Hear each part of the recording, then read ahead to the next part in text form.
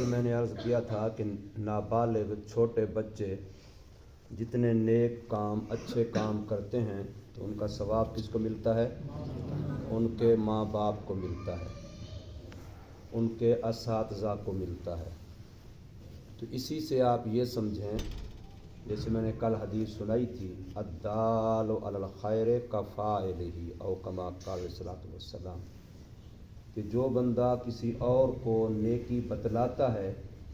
نیکی کی رہنمائی اور دلالت کرتا ہے، تو اس کے بتلانے سے، سکھانے سے، دلالت کرنے سے، رہنمائی کرنے سے جتنے لوگ آگے نیکی کریں گے تو ان کرنے والوں کو جتنا ثواب ملے گا، اس رہنمائی کرنے والے، بتلانے والے، سکھلانے والے کو ان سب کے برابر ثواب ملے گا۔ کوئی بندہ کسی کے لیے بھی کسی نیکی کا ذریعہ بنتا ہے تو اس ذریعہ بننے والے کو برابر کا ثواب ملتا ہے، اس کے برابر کا، جو ذریعہ بنا ہے اس کو عمل کرنے والے کے برابر کا ثواب ملتا ہے۔ مثال کے طور پر ایک بندہ تبلیغ میں چلا جاتا ہے چلہ لگانے کے لیے، 4 مہینے لگانے کے لیے۔ اب کوئی بندہ اس کو تیار کرتا ہے، ترغیب دیتا ہے، یار تو ہمت کر، چلا جا، دین سیکھ جائے گا، شوق پیدا ہو جائے گا، جو تیری نماز میں غلطیاں ہیں، کلمے میں غلطیاں ہیں، دعائے قنوت میں غلطیاں ہیں، تشہد میں غلطیاں ہیں، دعائیں جو عربی میں مانگتا ہے ان میں غلطیاں ہیں، صحیح قرآن پڑھنے میں غلطیاں ہیں، تو چلے پہ چلا جا، 4 مہینے پہ چلا جا، تو یہ چیزیں سیکھ جائے گا، تو اس کے بعد تیرے عمل کے اندر جان آ جائے گی، کیونکہ سیکھ کے جو کام کیا جاتا ہے وہ صحیح ہوتا ہے، اور سیکھے بغیر جو کام کیا جاتا ہے وہ صحیح بھی غلط ہوتا ہے۔ آگے بات سمجھ، ایک ڈاکٹر مستند ہو، اس کے پاس ڈاکٹری کی، میڈیکل کی سند ہو، اب وہ علاج کرے، اس سے بندہ مر بھی جائے تو اس کو مجرم نہیں سمجھا جاتا، اور ایک بندہ اگر بغیر سیکھے، بغیر ڈاکٹری پڑھے ایویں کسی کا علاج کرے اور وہ بندہ اس کے علاج سے ٹھیک بھی ہو جائے، لیکن کوئی اور بندہ شکایت کر دے کہ اس فلانے نے اس کا علاج کیا ہے جو مستند ڈاکٹر نہیں ہے، تو اس پر پرچہ ہوگا، مقدمہ ہوگا کہ تو نے بغیر اتھارٹی کے، بغیر سرٹیفکیٹ کے، بغیر سند کے، بغیر ڈپلومے کے، بغیر پڑھے تو نے یہ کام کیوں کیا ہے، وہ مجرم ہوگا، جائے کہ اس نے ٹھیک بھی کیا تب بھی مجرم ہوگا،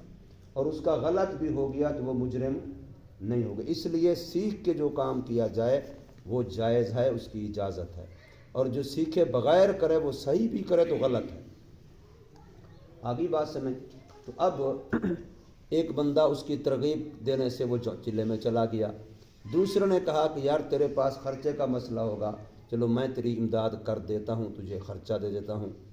تیسرے نے کہا کہ یار تیرے پیچھے جو گائے ہے اس کو میں سنبھالوں گا، جب تک تو واپس نہیں آئے گا تیری گائے کا خیال میں رکھوں گا۔ چوتھے نے کہا تیری بکری کا خیال میں رکھوں گا۔ پانچویں نے کہا تیرے گھر میں سودا سلف لانا دینا ہے، اگر کوئی ایسا مسئلہ ہوگا جو تیرے گھر والے مجھے بتا دیا کریں تو میں ان کو سودا صرف چیزیں لا کے دیا کروں گا۔ اب اسی طریقے سے کئی بندے اس کام میں شریک ہو گئے۔ اب وہ بندہ چلا گیا جماعت میں، اب وہ جماعت میں چلا گیا 4 مہینے کے لیے، 6 مہینے کے لیے، 7 مہینے کے لیے، مولوی عبدالخالق کو اللہ لے گیا 7 مہینے کے لیے بہر ملک۔ گھر والے خوش ہوتے ہیں، شکر ہے یہ بہر ہی رہے، اس لیے کہ وہ خان تنگ کرتا ہے ان کو۔ تو بہرحال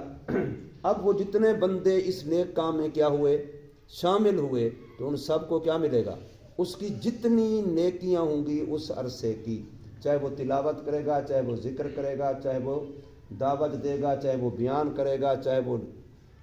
جتنے بھی نیک اعمال کرے گا، ان سارے نیک اعمال کا ثواب جیسے اس کرنے والے کو ملے گا، ادھر اس کی گائے کا خیال رکھنے والا، بکری کا خیال رکھنے والا، سودا سلف لانے والا، اس کو خرچہ دینے والا، اس کو تیار کرنے والا، ان سب کو بھی ان تمام اعمال کا برابر کا پورا ثواب ملے گا۔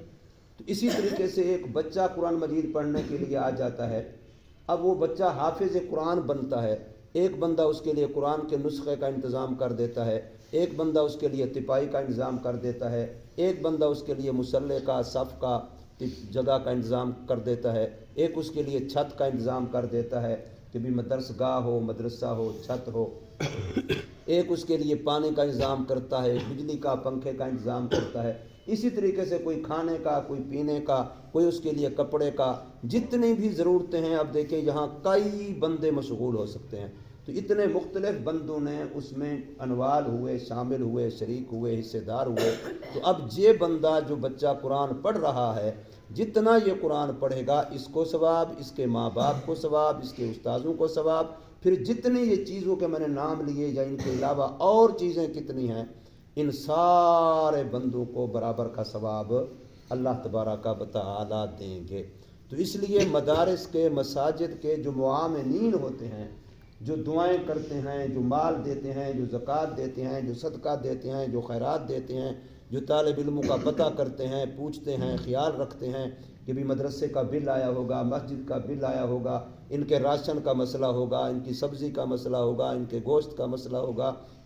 ان کے استاذوں کی تنخواہوں کا مسئلہ ہوگا، ان کے لیے صفوں کی ضرورت ہوگی، ان کے لیے پانی بجلی کی، ان کے لیے پنکھوں کی، ہر چیز کے لحاظ سے جو بندے بھی اس کام میں اللہ پاک لگائے ہوئے ہیں، مستقل اللہ پاک کا نظام ہے، اللہ ذہن میں خود ڈالتا ہے. کئی سارے لوگ ہیں جو باقاعدہ پوچھتے پھرتے ہیں مدرسوں میں اور خیال رکھتے ہیں. تو اب وہ دل میں کون ڈالتا ہے؟ ان کے اللہ ڈالتا ہے. تو ایسے لوگ جو ہیں وہ بھی اس بچے کی مدرسے میں ہونے والے سارے نیک اعمال میں برابر کے شریک ہیں. پھر جب یہ بچہ آگے پڑھائے گا، پھر ان کے شاگرد آگے، پھر اس کے شاگرد آگے. مثلا مجھے جن استاذوں نے پڑھایا ان کے استاذ بھی تھے، پھر ان کے بھی استاذ، پھر ان کے بھی استاذ، پھر ان کے بھی استاذ، یوں چلتے چلیں تو یہ قرآن کا ترجمہ، قرآن کی تشریح، تفسیر، حدیث پاک جیسے میرے تک پہنچی ہے، تو یہ اوپر جاتے جاتے جاتے جاتے یوں سیدھی یہ جائے گی صحابہ کرام تک. اور صحابہ کرام نے سیکھی ہے کس سے؟ رسول اللہ صلی اللہ علیہ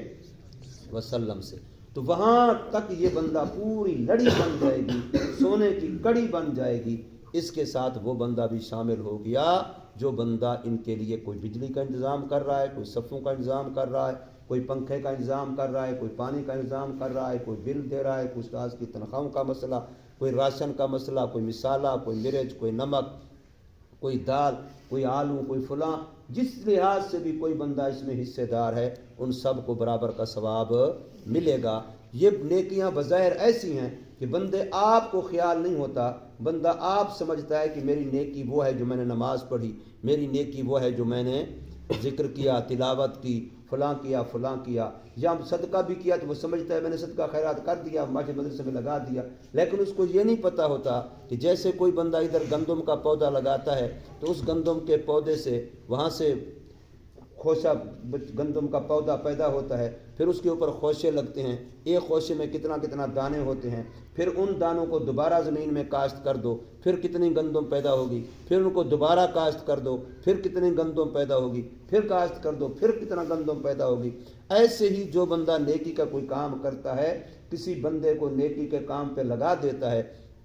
پھر وہ آگے اوروں کو لگاتا ہے، پھر وہ آگے اوروں کو لگاتے ہیں، پھر وہ آگے اوروں کو لگاتے ہیں، پھر وہ آگے اوروں کو لگاتے ہیں. تو بالکل اس طریقے سے قیامت کے دن بندے کو اندازہ ہی نہیں ہوگا کہ میرے نامہ اعمال میں یہ نیکیاں آئی کہاں سے.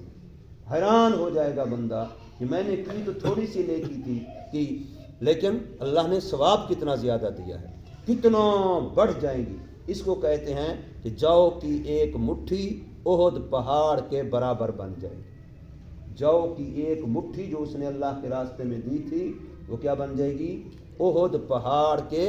برابر بن جائے گی. اس لیے ہم پر صرف یہ نہیں کہ ہماری اپنی ذمہ داری ہے، ہم نے یہ سوچنا ہوتا ہے کہ اگر ہم نماز اچھی طرح سے پڑھیں گے، اگر ہم تلاوت کو سبق اچھی طرح سے کریں گے، ہم سب کی منزل اچھی طرح سے کریں گے، ہم مدرسے میں آداب کے ساتھ سنتوں کے ساتھ رہیں گے، وہ صرف یہ نہیں کہ ہمیں ثواب ملے گا، ہمارے ماں باپ کو ملے گا، ہمارے استاذوں کو ملے گا، ہمارے ساتھ تعاون کرنے والے معاونین، دعا کرنے والے خیر خواہان جو ہمارے دوست ہیں، احباب ہیں، ہمیں خوشی سے دیکھتے ہیں، محبت سے دیکھتے ہیں، محبت کرتے ہیں، ان سب کو بھی ثواب ملے گا. تو اب بتائیے اگر ہم بگڑیں گے تو ہمارے بگڑنے سے کتنوں کا نقصان ہو جائے گا، اور اگر ہم صبریں گے، اچھے رہیں گے تو کتنوں کا فائدہ ہو جائے گا. تو اللہ کے بندے ہم کیوں نہ سوچیں ایک ایک بچہ ان میں سے ایسا ہے جو ہزاروں انسانوں کو جنتی بنا سکتا ہے. ایک ایک بچہ اتنا قیمتی ہے کہ ایک ایک بچہ اگر وہ سنور جائے، انسان کا بچہ بن جائے، صحیح معنی تعلیم تربیت پہ آ جائے، صحیح معنی وہ دیانت دار بن جائے، اخلاص کے ساتھ پڑھنے لگ جائے، اخلاص سے نماز پڑھے، سنتوں کا پابند بن جائے، تو ایک ایک بچہ ہزاروں بندوں کو جنت میں لے کے جائے گا۔ لیکن اگر بگڑ گیا تو اپنا بھی نقصان کرے گا، وہ جن اوروں کا نقصان ہو رہا ہے ان کو تو نہیں پتہ، یہ تو ان کا یہ امین ہے، تو قیامت کے دن ان کا ہاتھ اس کی گریبان میں ہوگا، یہ ان کا مجرم بن کے کھڑا ہوگا، یہ ان سب کا مجرم بن کے کھڑا ہوگا کہ ہم نے جو تیرے ساتھ تعاون کیا تھا، ہم نے تیرے لیے کھانے پینے کا انتظام کیا تھا، سب بجلی پانی کا انتظام کیا تھا، اس لیے کیا تھا کہ تیرے دین کی وجہ سے، تیرے قرآن کی وجہ سے، تیری شریعت کی وجہ سے، تیری سنت کی وجہ سے، اور تو نے یہ سارے کام نہیں کیے تو نے ہمارے ساتھ بدعہدی کی ہے، ہمارے ساتھ خیانت کی ہے، ہمارے ساتھ دھوکہ کیا ہے تو نے۔ اور پتہ ہے دھوکے والے کا کتنا برا انجام ہے، دھوکے والے کا انجام اچھا نہیں ہوتا، دھوکے والا بندہ اچھا نہیں ہوتا۔ اس لیے ہمارے اوپر صرف اپنی ذمہ داری نہیں آتی، بلکہ پورے ماحول معاشرے کی کتنی بڑی ذمہ داری ہم پر آتی ہے کہ ہمارے سنورنے سے کتنوں کا فائدہ ہو جائے گا اور ہمارے بگڑنے سے کتنوں کا نقصان ہو جائے گا، اور اپنا بھی ہم نقصان کریں گے۔ تو مدارس کے معاملین، مدارس کے مخلصین، مدارس کے محبین، مدارس کے خیر خواہان، مدارس کے لیے دعائیں کرنے والے، یقین کریں کوئی لوگ دنوں کو راتوں کو فیکٹریاں چلاتے ہیں، دکانیں چلاتے ہیں، تجارتیں کرتے ہیں، ملازمتیں کرتے ہیں، اپنے بچوں کے پیٹ کاٹ کر کے وہ تمہیں دیتے ہیں، وہ اپنے بچوں پر پیسے ان سے بچا کر کے کدھر دیتے ہیں؟ مدرسوں کو دیتے ہیں، طالب علموں کو دیتے ہیں، کوئی کھانے کے لیے، کوئی پینے کے لیے، کوئی پہننے کے لیے، کبھی کوئی چیز دیتے ہیں کہ نہیں دیتے؟ یہ سارے ہم جو یہاں بیٹھے ہیں، ہمیں روزی جو مل رہی ہے، ہمیں ساری ضرورتیں ہماری اللہ پوری کر رہا ہے، کس وجہ سے؟ لوگ تعاون کر رہے ہیں تو کر رہا ہے نا۔ ایسے ہمارا تو چلو چھوٹا سا سسٹم ہے، اور یہ کتنے بڑے بڑے مدارس ہیں الحمدللہ، کتنے بڑے بڑے مدارس، ہزاروں بندے روزانہ کھا رہے ہیں، پی رہے ہیں، سو رہے ہیں، پانی ہے، بجلی ہے۔ اب دارالقرآن کا پچھلے 2-3 مہینے پہلے 82 لاکھ روپیہ صرف ایک مہینے کا بل تھا، 82 لاکھ روپیہ صرف ایک مہینے کا بل تھا، گیس بجلی کا کروڑ کے قریب